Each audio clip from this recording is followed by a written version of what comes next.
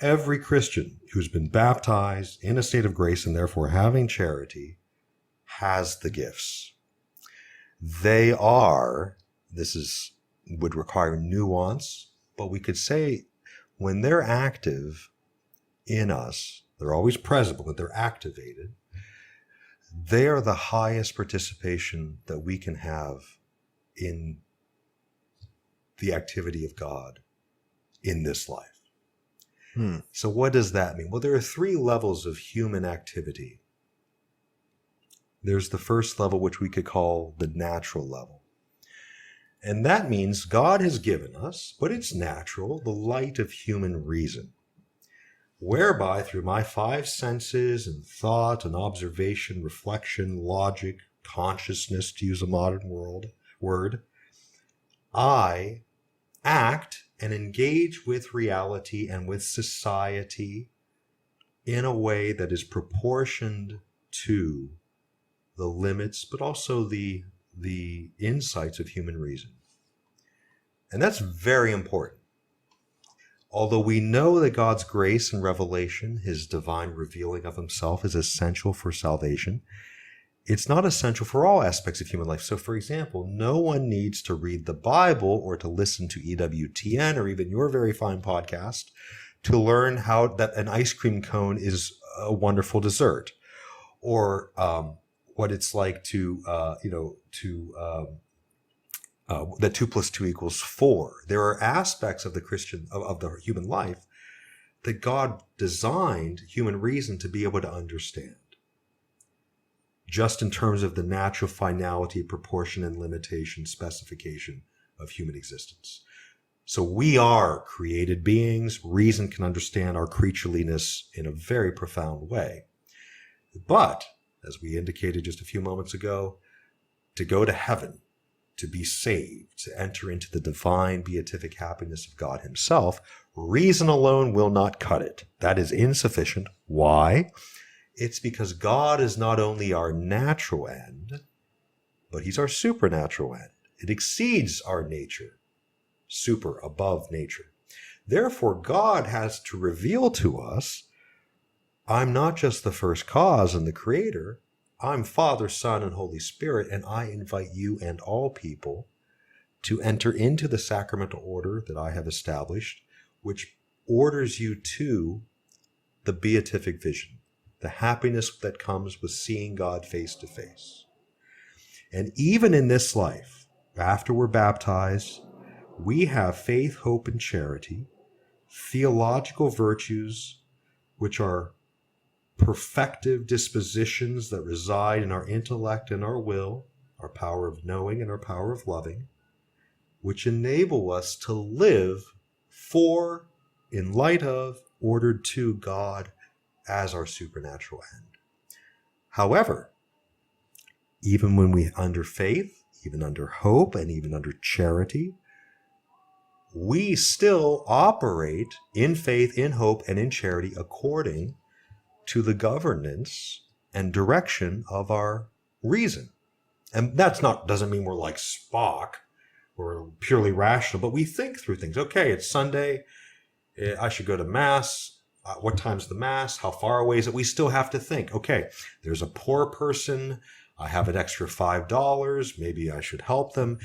All the acts of faith, hope, and charity are still enacted according to the proportion that reason recognizes. In other words, reason still, because these virtues, faith, hope, and charity, are in the human person, the highest power of the human person, the intellect, is still governing the life that we live of faith, hope, and charity.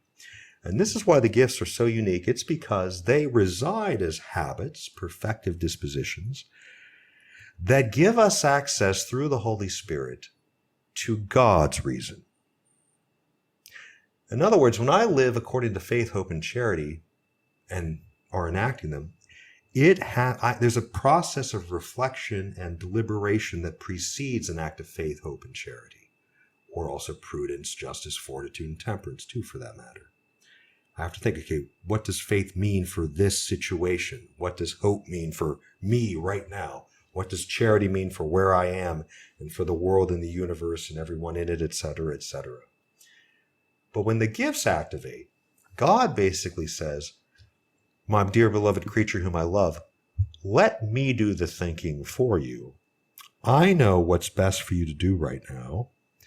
And so I'm going to, through the Holy Spirit, put you in action even before and without your own reflections. So John of St. Thomas uses the famous metaphor in the image of the boat. He says the gifts, the Holy Spirit, and the virtues are distinct, much like the distinction between the oars in a boat, when we row and the boat moves, and a sail that just is ready there, and as soon as the wind comes, without any human effort, the boat moves. Faith, hope, and charity operate much like the oars. They are instruments that come from God. They're habitus, habits, virtues, perfective dispositions in our soul. But they still require a human engagement, a human deliberation. The gifts of the Holy Spirit are much like sails on a ship that a ship receives, but it doesn't require the activity of a human person to make it work. It's just the blowing of the wind. And of course, the wind is an image that's often associated with the Holy Spirit. So to summarize in 10 seconds, the gifts of the Holy Spirit replaces the need that we have to use our reason to begin actions with the reason of God. God knows what we should do in a situation, and the gifts place us in direct contact with God's knowledge of what to do in a given circumstance. And if I may, I feel it would be helpful maybe for our viewers. The reason why this is so important for the Christian life, the gifts, is because there are some circumstances in which we'll find ourselves where we don't have either the time, the resources, or the ability to think through what would be the good action in this moment. So when we make big life decisions, whether to get married or to enter seminary or to go to this university versus that one, to work for this employer or that, faith, hope, and charity, prudence, etc., we're thinking, we're reflecting. But there are some circumstances when God knows the human person's resources, it won't cut it. So in cases of extreme duress, in cases of great confusion, or whenever our powers of reflection are limited, this is where God says, I know you, my beloved children, adopted in the eternal Son, will face circumstances where you're not going to have time to think about all these things for yourself. And where it's going to be, for the sake of you and for your salvation, it's better that I prompt you, move you by the Holy Spirit to the right thing to do, so that you don't get stuck and are encumbered by your own limitations. That's very important. And we see this. There are just some times in the Christian life when we'll know, I need to do this. Well, why? I don't know why, but I just knew I needed to do that. And it turns out to be a very sanctified thing. That's the gifts. That's the final cause. That's the reason. Right. We don't have all the time in the world or all the ability equally to reflect prudently.